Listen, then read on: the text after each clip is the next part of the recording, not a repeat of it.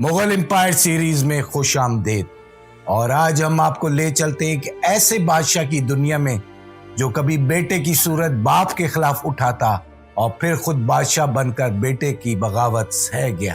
جی ہاں، آج ہم سنانے جا رہے ہیں مغل سلطنت کے چوتھے شہنشاہ نور الدین محمد جہانگیر کی داستان۔ ایک ایسا بادشاہ جو شاعر بھی تھا اور سپہ سالار بھی، عاشق بھی اور عادل بھی، کمزور بھی اور مضبوط بھی۔ اکبر اعظم کا بیٹا، جودھا بھائی مریم الزمانی کی کوکھ سے پیدا ہونے والا وہ شہزادہ جس کا نام سلیم رکھا گیا، وہی سلیم جو تخت کی خواہش اور باپ کے سائے کے درمیان پستا رہا اور آخرکار جب تاج پہنا تو اپنی شناخت بدل کر کہلایا نور الدین محمد جہانگیر، یعنی ایمان کا نور اور دنیا کا فاتح۔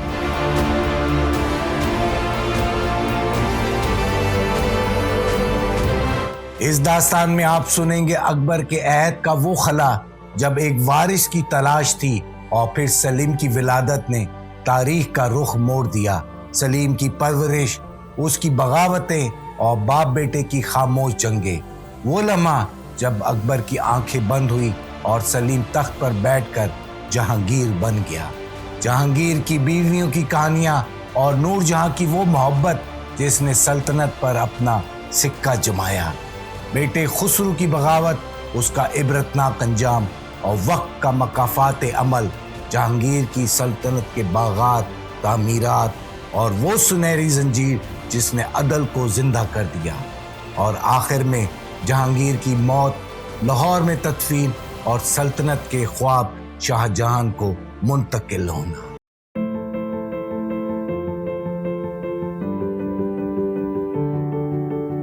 اور یہ تمام کہانی آپ تک پہنچا رہا ہے آپ کا محب تاریخ ناصر۔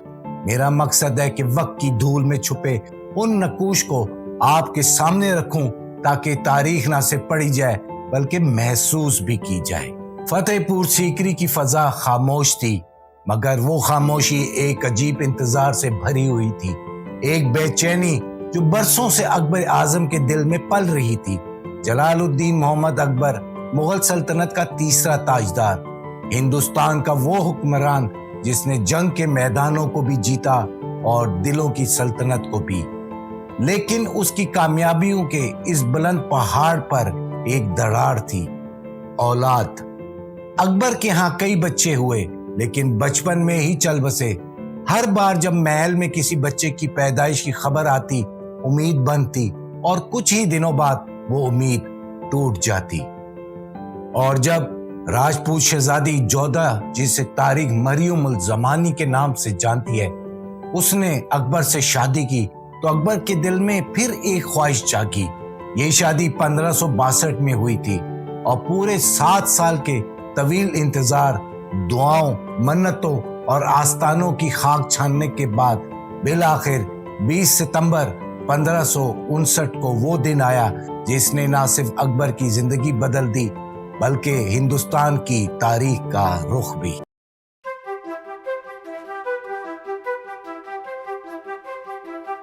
فتح پور سیکری کے قریب خواجہ سلیم چشتی کے آستانے کے پاس وہ آواز گونجی جس کا انتظار برسوں سے تھا۔ اکبر کا بیٹا ہوا ہے، اور اسی نسبت سے اس بچے کا نام رکھا گیا سلیم۔ اکبر کا دل جیسے خوشی سے پھٹنے کو تھا۔ وہ ایک بادشاہ تھا، مگر اس لمحے صرف ایک باپ۔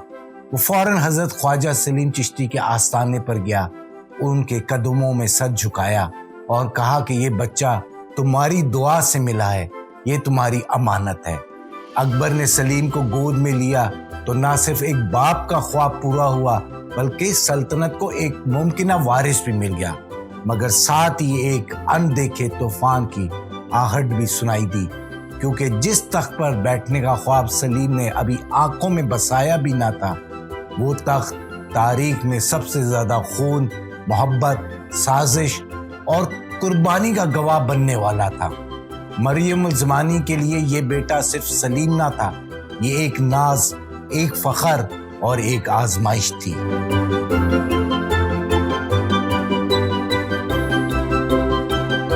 اکبر نے سلیم کی پرورش میں کوئی کمی نہ چھوڑی۔ چاہے وہ علم ہو یا ادب، جنگی فنون ہو یا درباری آداب۔ لیکن ایک شہزادہ جو اپنی ماں کی آنکھوں کا تارا اور باپ کے خوابوں کی تعبیر تھا، وہی شہزادہ وقت کے ساتھ تخت کی خواہش اور باپ کے سائے کے درمیان پسنے والا تھا۔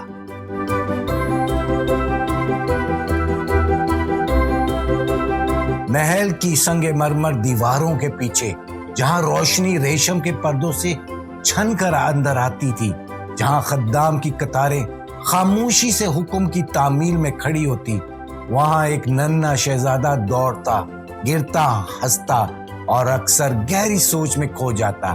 یہ سلیم تھا، ایک شہزادہ جو صرف ایک بادشاہ کا بیٹا نہیں، ایک پورے خواب کی تعبیر تھا۔ مگر سلیم کا بچپن صرف راج محل کی چمک دمک اور عیش و عشرت میں نہیں گزرا۔ اکبر جو خود ایک رسمی تعلیم کے باوجود ہندوستان کے سب سے بڑے دانشوروں میں شمار ہوتا تھا، اس نے اپنے بیٹے کی تعلیم و تربیت کو معمولی نہیں سمجھا۔ محل کے اندر ایک چھوٹا سا مدرسہ قائم کیا گیا۔ فارسی اور عربی کے ماہرین، تاریخ کے علامہ، فلکیات کے نجومی، فنون حرب کے سپہ سالار اور شاعری کے استاد سب سلیم کے لیے مخصوص کیے گئے۔ صبح طلوع ہوتی تو سلیم کو تخت پر نہیں، قالین پر بٹھایا جاتا، ہاتھ میں قلم، سامنے کاتب، اور کبھی تلوار، کمان، نیزہ، سب کچھ ایک ساتھ سیکھنا تھا۔ اکبر چاہتا تھا کہ سلیم علم میں اتنا بلند ہو کہ کتابوں کے ذریعے دل جیتے اور شمشیر کے ذریعے سر جھکائے۔ مگر یہاں ایک راز تھا، سلیم کا دل صرف نصاب میں نہیں لگتا تھا، وہ اکثر محل کے باغیچوں میں تنہا بیٹھا آسمان کو تکتا، بادلوں سے باتیں کرتا اور دیواروں پر شاعری لکھتا۔ وہ ایک حساس طبیعت کا مالک تھا، جلدی روٹھ جاتا مگر محبت میں ڈوب کر وفا نبھاتا۔ اکثر جب کسی استاد نے سختی کی یا کوئی خادم وقت پر نہ آیا تو سلیم چیخ اٹھتا، خفا ہو جاتا، پھر تنہا ہو کر آنکھوں میں نمی لیے بیٹھ جاتا۔ اکبر نے کئی بار اسے روٹتے، بگڑتے اور خود سے باتیں کرتے دیکھا، اور ہر بار ایک ہی سوال اس کے ذہن میں گردش کرتا، کیا یہی لڑکا میرا جانشین بنے گا؟ کیا یہ نازک طبیعت اس فولادی سلطنت کو سنبھال سکے گی؟ مگر دوسرے ہی لمحے سلیم کی آنکھوں میں وہ چمک نظر آتی جو صرف ایک فاتح کی ہو سکتی ہے۔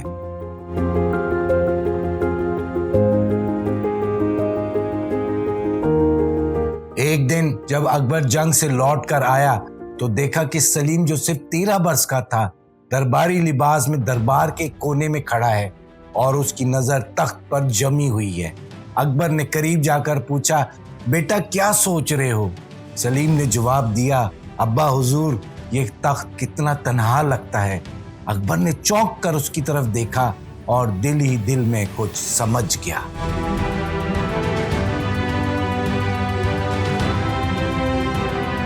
تربیت جاری رہی، سیکھنے کا سفر رکتا نہیں تھا، مگر ایک چیز وقت کے ساتھ واضح ہونے لگی، سلیم صرف اکبر کا بیٹا نہیں تھا، وہ اپنی الگ پہچان بنانا چاہتا تھا۔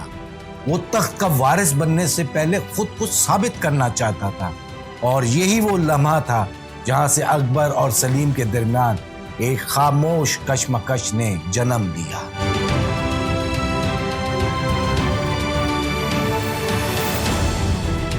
باپ کے خواب، بیٹے کی آزادی، سلطنت کے اصول اور فنکار دل کا اضطراب، یہ سب ایک نہ ختم ہونے والی کشمکش بن گئے، اور تاریخ چپ چاپ یہ سب دیکھ رہی تھی، کیونکہ اسے معلوم تھا ایک دن یہی سلیم نور الدین محمد جہانگیر بنے گا۔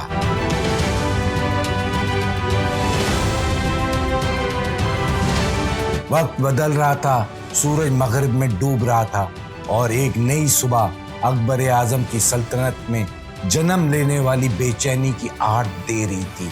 سلیم اب بچہ نہ رہا تھا، اس کی آنکھوں میں وہ معصومیت کم اور خواہش زیادہ نظر آنے لگی تھی، ایک ایسی خواہش جو صرف شہزادے کے دل میں جنم لیتی ہے، تخت کی خواہش، وہ تخت جس پر اس کا حق تھا، لیکن اسے ملنے میں ابھی کئی دیواریں باقی تھیں۔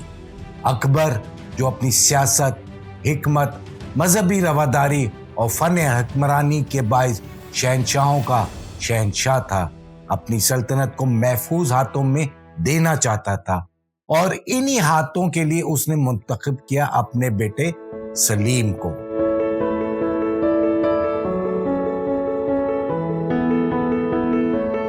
(1584) में जब सलीम की उम्र से 15 साल थी, अकबर ने उसे बाकायदा तौर पर वली अहद मुकर्रर कर दिया। पूरे दरबार में यह ऐलान धूम से हुआ।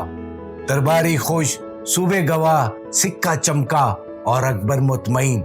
मगर एक शख्स, सिर्फ एक शख्स था जो इस ऐलान के बाद मुतमईन नहीं था, सलीम खुद। अकबर ने सलीम को सिर्फ एक नाम नहीं दिया बल्कि एक बोझ थमा दिया था। अकबर ने सलीम को सुबह इलाहाबाद का गवर्नर बनाया, उसे फौजी मोहम्मद सौंपी ताकि वो सिर्फ इक्तदार का मजा ना ले बल्कि इसका विजन समझे। लेकिन सलीम जो नर्म मिजाज, फनून लतीफा से वाबस्ता, जज्बाती तबीयत का मालिक था, उसके लिए ये जिम्मेदारियां बोझ बनने लगी। उसे लगता जैसे वो सिर्फ अकबर का अक्स बन रहा है, अपनी शनाख्त खो रहा है।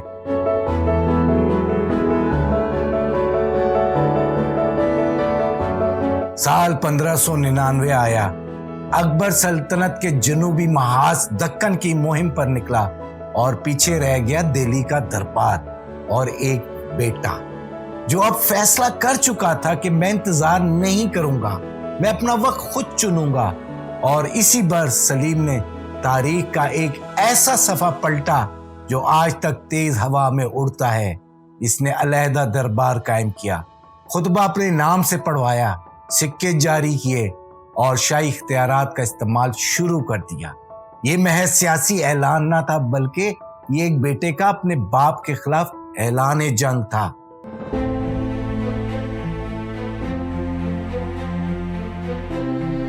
अकबर जिसने राजपूतों को झुकाया, ग्वालियर, गुजरात, बंगाल, कश्मीर और काबुल जैसे इलाके फतह किए, इसके सामने सबसे बड़ी शिकस्त अब इसके अपने महल के अंदर खड़ी थी। वो शिकस्त जो सलीम की बगावत थी। मगर अकबर सिर्फ एक बादशाह ना था, वो एक बाप भी था। उसने तलवार नहीं निकाली, उसने साजिश से जवाब नहीं दिया, उसने सिर्फ मोहब्बत की ताकत आजमाई। चंद करीबी मशीरों और वालदा मरियम जमानी के जरिए इसे सलीम से पैगाम रसानी करवाई और बिल आखिर साल 1604 में 5 साल की कशमकश के बाद सलीम ने बगावत खत्म कर दी। दरबार में वापस आया, बाप के कदमों में झुका और तौबा की आंखों से कहा, मुझे माफ कर दें बादशाह सलामत, अब्बा हजूर।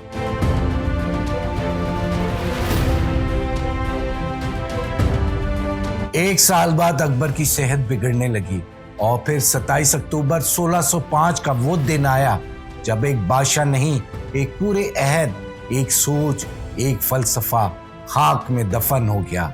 अकबर की आंखें बंद हो चुकी थी और सलीम की आंखों के सामने तख्त खाली था, लेकिन वो तख्त अब भी सवाल कर रहा था, क्या तुम इसके काबिल हो?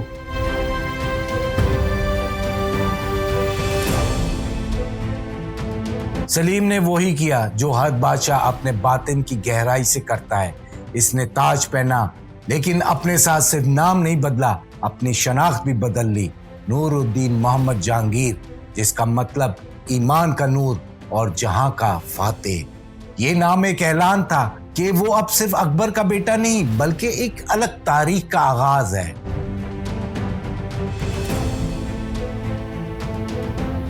जब जहांगीर तख्त पर बैठा, मुगल सल्तनत हिंदुस्तान के शुमाल में काबुल से लेकर बंगाल, गुजरात, दक्कन, लाहौर, कश्मीर और आगरा तक फैली हुई थी।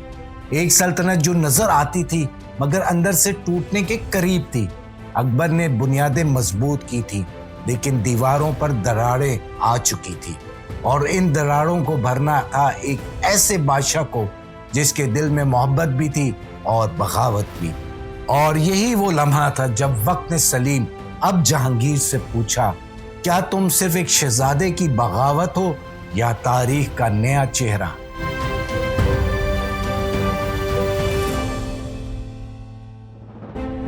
जहांगीर सिर्फ एक बादशाह ना था, वो जज्बात का एक दरिया था। एक तरफ तख्त, ताज और सल्तनत اور دوسری طرف دل، محبت اور عورتوں کی قربت۔ تاریخ دان لکھتے ہیں کہ جہانگیر نے کل 20 سے زائد شادیاں کی، کچھ سیاسی، کچھ خاندانی اور کچھ خالصتاً جذباتی تعلق پر مبنی۔ ہر شادی کے پیچھے ایک کہانی چھپی ہوئی تھی، کبھی اتحاد کی مجبوری، کبھی دل کی کمزوری اور کبھی اقتدار کا تقاضا۔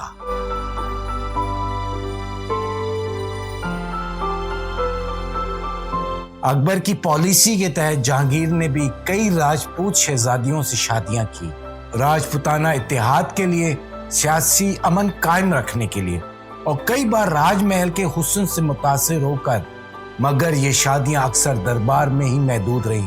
سچی قربت کم تھی، پروٹوکول زیادہ۔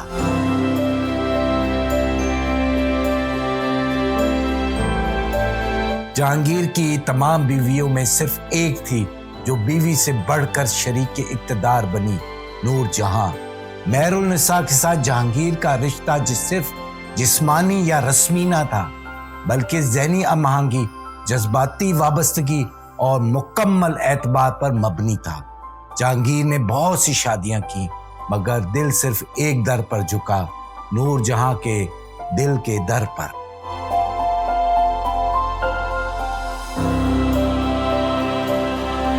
جہانگیر کی بیویوں سے کل 5 بیٹے اور چند بیٹیاں پیدا ہوئیں۔ پہلا خسرو مرزا اس کی والدہ جہانگیر کی راجپوت بیوی تھی۔ خسرو مرزا کی فطرت ذہین مگر ضدی تھی۔ دوسرا شہزادہ پرویز جو ذہانت میں جنگی حکمت کا ماہر، مگر شراب نوشی نے اسے کمزور کر دیا، وارث نہ بن سکا۔ تیسرا شہزادہ خرم شاہ جہاں جو سب سے قابل، سب سے چالاک اور بادشاہ بنا۔ جہانگیر کے بعد تاریخ میں شاہ جہاں تاج محل کے خالق کے طور پر مشہور ہے۔ چوتھا شہزادہ شہریار، اور شہزادہ شہریار کی شادی نور جہاں کی بیٹی سے ہوئی۔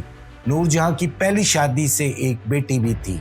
نور جہاں چاہتی تھی یہی بادشاہ بنے، مگر شاہ جہاں نے اسے شکست دی اور قتل کروا دیا۔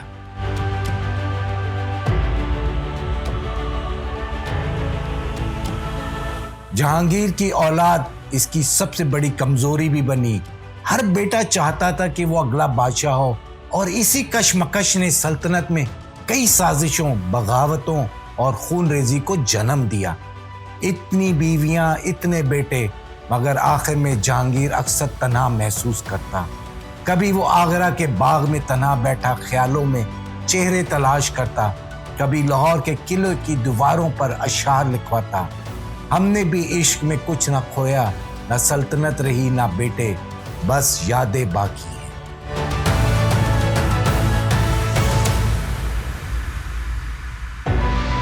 وہ صبح خنک تھی۔ آگرہ کے قلعے کی فضا میں خفیف سی خوشبو پھیلی ہوئی تھی۔ محل کے دربار میں بادشاہ جہانگیر بیٹھا تھا، سونے کے تخت پر، سنجیدہ، کچھ تھکا تھکا سا۔ تب اچانک اس کی نظر اس پر پڑی۔ ایک عورت سیاہ آنچل میں نظریں جھکائے خاموشی سے گزر رہی تھی۔ اس کا قد، اس کا انداز اور اس کی چال میں وہ وقار تھا جو عام عورتوں میں نہیں پایا جاتا۔ جہانگیر کے دل میں ایک چنگاری سی بھڑکی کہ یہ کون ہے؟ اس عورت کا نام تھا مہر النساء۔ مہر النساء کے والد غیاث بیگ ایرانی نسل تھے، اور شوہر شیر افغان علی قلی خان جو بنگال میں مغل صوبے کا افسر تھا۔ مہر النساء ایک خوبصورت، تعلیم یافتہ، فنخار مزاج عورت تھی، جس نے فارسی، موسیقی، عطر سازی، باغبانی اور ادب میں خاص مہارت حاصل کی تھی۔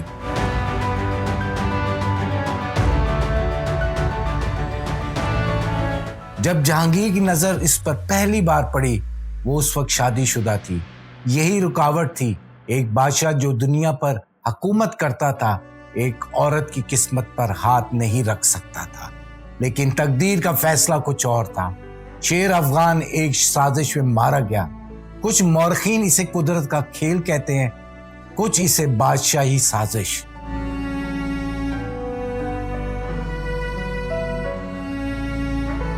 مہر النساء اب بیوہ تھی۔ وہ آگرہ محل میں شاہی پردے کے اندر ایک معمولی مگر باوقار حیثیت سے رہنے لگی۔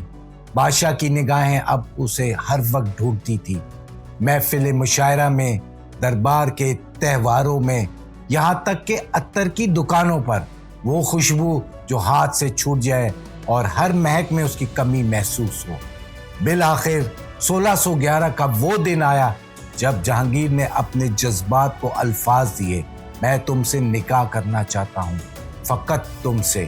اور یوں یہ نکاح ہوا۔ ایک بادشاہ نے اپنے دل کو سلطنت کی حد سے آزاد کر دیا۔ جہانگیر نے نکاح کے بعد مہر النساء کو ایک نیا نام دیا، نور جہاں، یعنی دنیا کا نور۔ ایک نام جس سے محبت کا اظہار نہ تھا، ایک پیش گوئی تھی۔ شادی کے کچھ ہی عرصے بعد تاریخ میں پہلی بار مغل سلطنت نے ایک غیر معمولی فیصلہ دیکھا۔ بادشاہ نے حکم دیا کہ نیا سکہ ڈھالا جائے جس پر میرا نہیں ہماری محبت کا نام ہو، اور سکے پر عبارت ہو ضرب سکہ بنام نور جہاں بادشاہ بیگم۔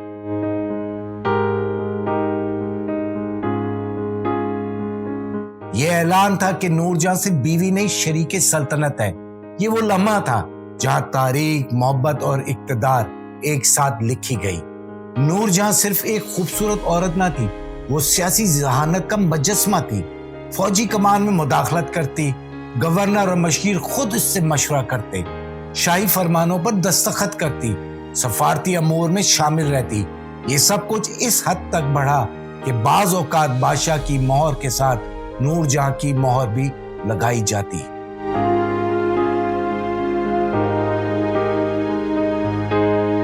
نور جہاں نے کئی سلطنتی فیصلے تنہا کیے، اپنے بھائی آصف خان کو اعلیٰ درباری بنایا، اپنی بیٹی کی شادی شہزادہ شہریار سے کروائی جو جہانگیر کی دوسری بیوی سے تھا اور جہانگیر کا بیٹا تھا۔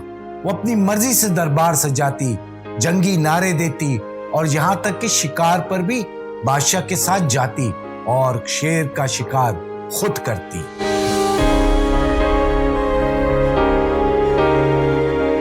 جہانگیر اور نور جہاں کا رشتہ صرف اقتدار پر نہیں، دل کی نرمی پر بھی قائم تھا۔ وہ دونوں ہر شام قلعے کے باغات میں چہل قدمی کرتے۔ جہانگیر نور جہاں کے ہاتھ سے عطر چنتا، اس کے پسندیدہ شعر لکھواتا اور کبھی رات کے آخری پہر تک اس کے ساتھ مشاعرے کرتا۔ لاہور میں دونوں نے شالیمار باغ کی بنیاد رکھی۔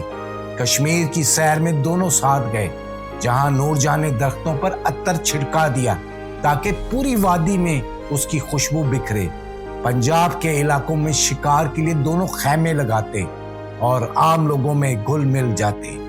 جہانگیر کبھی کبھار خود نور جہاں کے ہاتھ سے کھانا کھاتا اور اس کی بنائی ہوئی خوشبو محل کی فضا میں بکھیرتا۔ جہانگیر کے نزدیک نور جہاں نہ صرف ایک شریک حیات تھی بلکہ ایک نرگس تھی جو دیکھنے والے کی آنکھ میں خواب چھوڑ جاتی ہے۔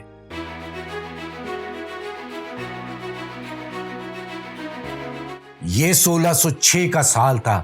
صرف ایک برس گزرا تھا جہانگیر کو تخت پر بیٹھے ہوئے، لیکن ابھی سلطنت کے پاؤں جمے بھی نہ تھے کہ اس کے اپنے گھر میں طوفان اٹھ کھڑا ہوا۔ خسرو مرزا جہانگیر کا سب سے بڑا بیٹا ذہین اور تعلیم یافتہ تھا۔ اس کے اندر بھی وہی اضطراب پل رہا تھا جو کبھی اس کے باپ سلیم کے اندر پلتا تھا۔ وہ تخت کے خواب دیکھتا تھا، ایک خواب میں تخت کے اوپر اپنے باپ کو نہیں خود کو دیکھتا تھا۔ چند راجپوت سردار، کچھ درباری اور خاص طور پر سکھوں کے 5ویں گرو ارجن دیو اس کے ساتھ جا ملے۔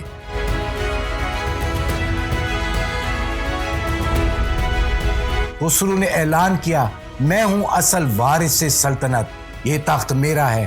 اپریل 1606 میں خسرو نے لاہور کی طرف کوچ کیا۔ اس کے ساتھ تقریباً 8000 سپاہی تھے، کچھ اپنی وفاداری میں، کچھ لالچ میں اور کچھ اس ضد میں کہ نوجوان خسرو زیادہ مستقبل کا بادشاہ لگتا ہے۔ وہ دہلی سے نکل کر پنجاب کی طرف بڑھا اور لاہور کی فصیلوں پر حملے کی تیاری کرنے لگا۔ جہانگیر نے فوراً اپنی فوج کو حرکت دی۔ لاہور کے قریب بھیرے کے مقام پر باپ اور بیٹے کی فوج آمنے سامنے ہو گئی۔ لڑائی خوفناک تھی مگر خسرو کا لشکر زیادہ دیر نہ ٹھہر سکا۔ جہانگیر کے تجربے کار سپاہیوں نے صرف 4 دن میں خسرو کے لشکر کو توڑ کر رکھ دیا۔ سینکڑوں مارے گئے، باقی گرفتار ہو گئے۔ اور خسرو باب کے سامنے پیش کر دیا گیا۔ وہی منظر دوہرا رہا تھا جیسے کل اکبر کے سامنے سلیم جھکا ہوا تھا۔ آج سلیم کے سامنے خسرو زنجیروں میں کھڑا تھا۔ جہانگیر کے دل پر خنجر سا لگا۔ اس نے کہا، یہی میرا بیٹا ہے جس کے لیے میں نے راتوں کو جاگ کر دعائیں کی تھی، آج وہی میرے خلاف لشکر لے کر آیا ہے۔ جہانگیر نے فیصلہ کیا کہ خسرو کے تمام ساتھیوں کو بے دردی سے سزائے موت دی جائے اور کچھ کو ہاتھیوں کے پاؤں تلے رون دیا گیا، باقی کو دربار کے سامنے عبرتناک انداز میں قتل کیا گیا۔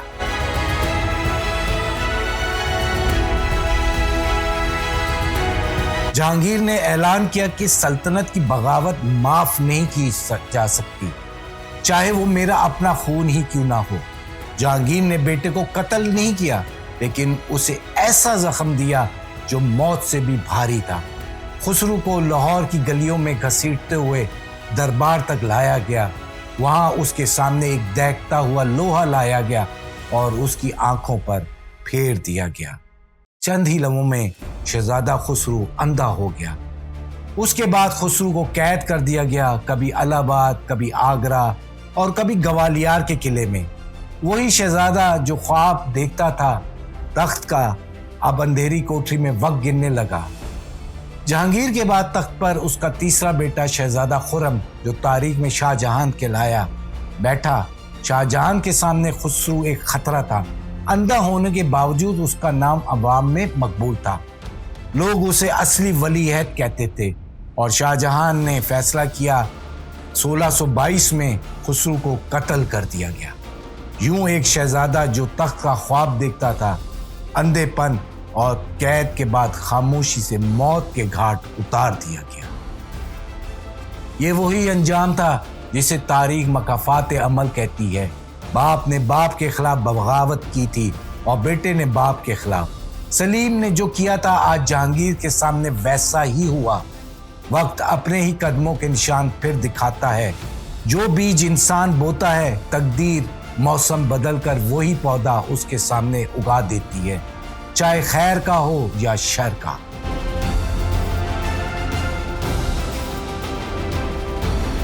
سلیم نے جوانی میں جو تلوار اٹھائی تھی، جہانگیر بن کر اسی کا وزن اپنے کندھوں پر محسوس کیا، مگر اب تخت پر بیٹھا بادشاہ سلطنت کو صرف جنگ و سیاست سے نہیں، عدل و فلاح سے بھی جوڑنے کا عزم رکھتا تھا۔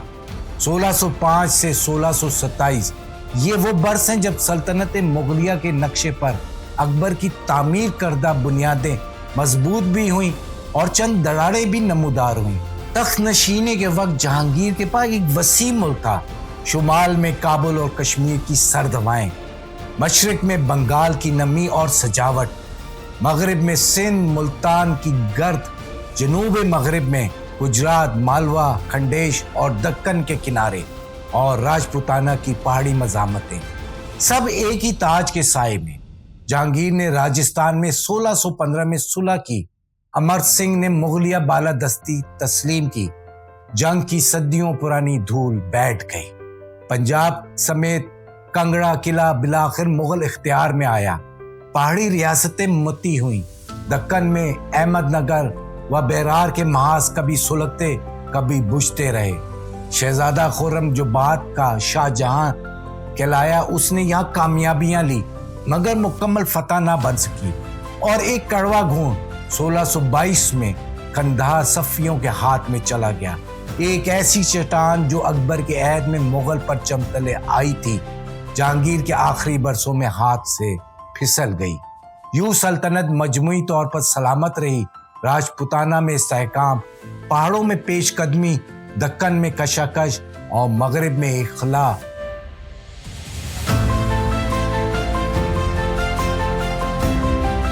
جہانگیر جانتا تھا کہ تخت صرف تلوار سے نہیں ٹھہرتا، لوگوں کے دلوں میں ٹھہرنے سے ٹھہرتا ہے۔ سو اس نے فلاح کی وہ رگیں تازہ رکھی جن میں عوام کی دعا دھڑکتی ہے۔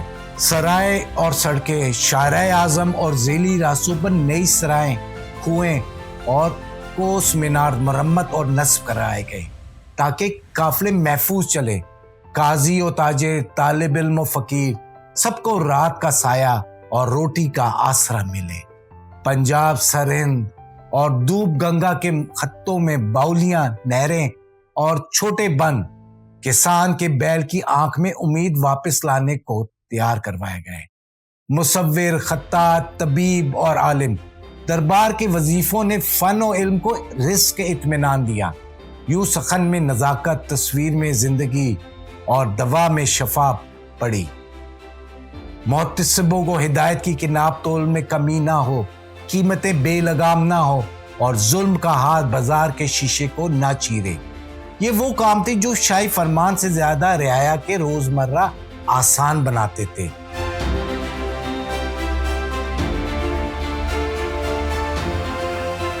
جہانگیر کی روح میں باغ تھا، پانی، سایہ، چبوترا اور دور برفانی چوٹیاں، خاص کر جب وہ کشمیر کی وادی میں سانس لیتا۔ ویرناگ 1615 میں چشمے کے گرد 8 پہلو حوض اور محرابی راداریاں تعمیر کروائیں کہ پانی آئینے کی طرح تھم کر آسمان دکھاتا۔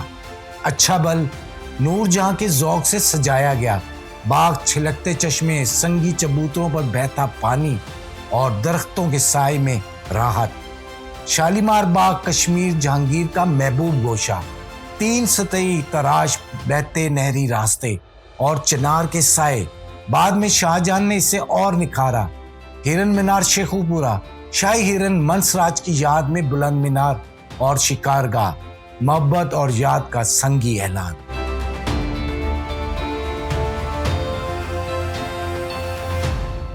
جہانگیر اپنے روزنامچے تذکرہ جہانگیری میں لکھتا ہے کہ عدالت اس کی سلطنت کی رگ ہے۔ دربار میں بیٹھ کر وہ چھوٹے بڑے مقدمات سنتا، نائبین یا عمرہ کی پردہ پوشی نہیں بلکہ کھلی سماعت، کھلا فیصلہ۔ روایت ہے کہ ایک بیوہ نے شکایت کی کہ صوبے کے کارندے نے اس کی زمین ہتھیا لی۔ حکم ہوا کہ زمین واپس کرو اور 3 گنا ہرجانہ دو۔ ایک اور روز خبر پہنچی کہ شاہی استبل کے ہاتھی نے غریب کی کھیتی رونٹ دی ہے۔ اگلی صبح محاوت معطل ہو گیا۔ کھیتی کا معاوضہ نقد اور اناج دونوں کی صورتوں میں ادا کیا۔ جہانگیر کہتا تھا کہ ایک دن کا عادل حکمران 40 برس کے عابد سے بہتر ہے، اگر وہ ظلم دیکھ کر خاموش نہ رہے۔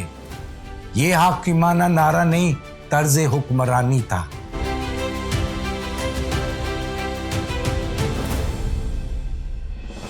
اور پھر وہ منظر جس نے جہانگیر کے نام کے ساتھ عدل کو پرو دیا۔ آگرہ کے قلعے کے بیرونی برج سے دریائے جمنا کی سمت سونے کی زنجیر لٹکی ہوئی تھی، اس میں گھنٹیاں بندھی ہوئی تھیں۔ فرمان یہ تھا کہ جس پر ظلم ہوا ہے وہ قاضیوں کے دفتروں، عملداروں کے حجروں کی خاک نہ چھانے، آ کر یہ زنجیر ہلائے، میرے دروازے براہ راست اس کے لیے کھلیں گے۔ ایک شام ایک کسان آیا، چہرے پر مٹی، ہاتھ میں امید۔ اس نے زنجیر کھینچی، گھنٹیوں کی آواز دربار تک پہنچی۔ شکایت یہ تھی کہ شاہی قافلے نے میرا بیل ضبط کیا، کھیت خالی رہ گیا۔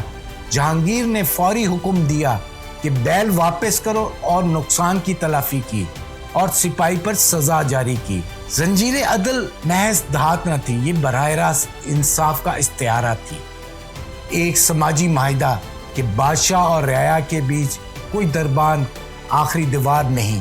یوں جہانگیر کے عہد میں سلطنت ایک زندہ نقشے کی طرح دھڑکتی رہی، کہیں سرحدیں سمٹی، کہیں یقین کے قلعے مضبوط ہوئے، کہیں باغوں نے سایہ دیا، کہیں عدل نے آنسو پہنچے اور قلعے کی دیوار سے لٹکتی سونے کی زنجیر نے اعلان کیا کہ اقتدار اگر کان نہیں رکھتا تو تاج بھاری ہے، اور اگر رکھتا ہے تو گھنٹی کی ہر صدا پر جاگتا ہے۔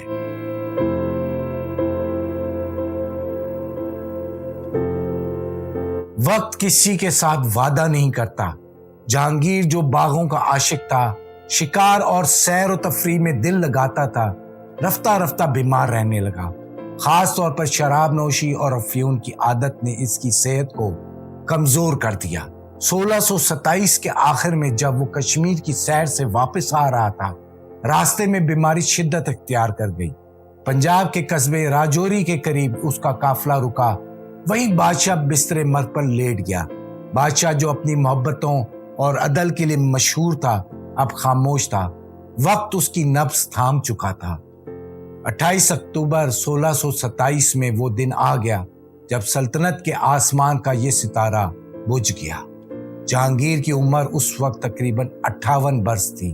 उसने 22 साल हुकूमत की। उसकी मौत ने सिर्फ दरबार को नहीं, पूरे हिंदुस्तान को हिला दिया। जहांगीर की ख्वाहिश थी कि उसे अपने महबूब शहर लाहौर में दफन किया जाए।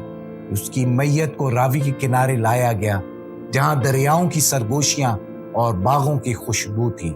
शाहदरा के मकाम पर उस जगह उसे दफन किया गया जहां आज भी उसका मकबरा खड़ा है। बाद में उसकी बीवी नूरजहां ने उस मकबरे की तामीर की निगरानी की।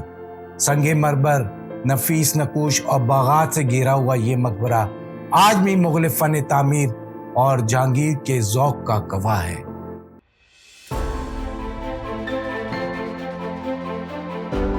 जहांगीर के बाद सबसे अहम सवाल था कि अब तख्त किसका होगा। नूरजहां चाहती थी कि उसका दामाद और जहांगीर का छोटा बेटा शहजादा शहरयार बादशाह बने, मगर हकीकत कुछ और थी।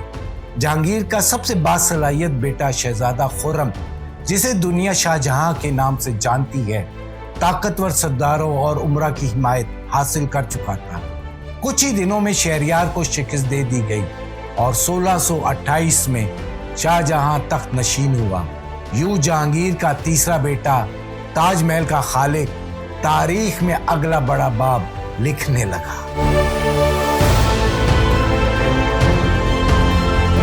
जहांगीर की जिंदगी एक आईना है। इसने अपने बाप के खिलाफ बगावत की और बेटे की बगावत झेली। इसने मोहब्बत की इंतहा की और दुनिया को दिखाया कि इक्तदार के ऐवानों में भी इश्क जिंदा रहता है। इसने अदल को तख्त से ऊंचा रखा, जंजीर अदल लटका कर रियाया को बराह रास्त इंसाफ दिया। इसने फनून, बागात और तामीरात से सल्तनत को जमाल बख्शा, जैसे दिल में छुपे ख्वाब पत्थर पर कंधा कर दिए हों।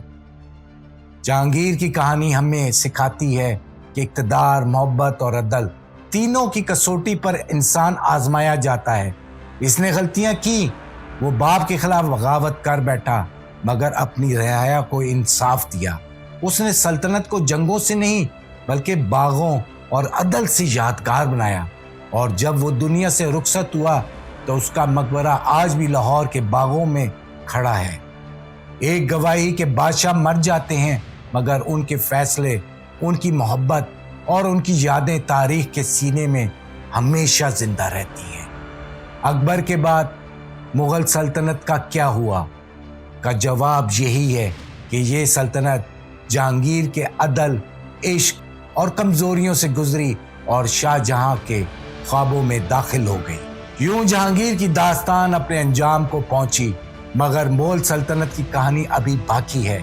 वक्त के कदम आगे बढ़ रहे हैं और अगला बाब हमें ले जाएगा शाहजहां के दौर में, जहां सल्तनत ने शान की नई बुलंदियों को छुआ और साथ ही ऐसी कीमत भी चुकाई जो तारीख आज तक याद करती है। जानना चाहते हैं कि शाहजहां के अहद में मुगलिया सल्तनत ने क्या पाया और क्या खोया? तो वक्त के नक्शे कदम से जुड़े रहिए, क्योंकि ये सिलसिला अभी खत्म नहीं हुआ।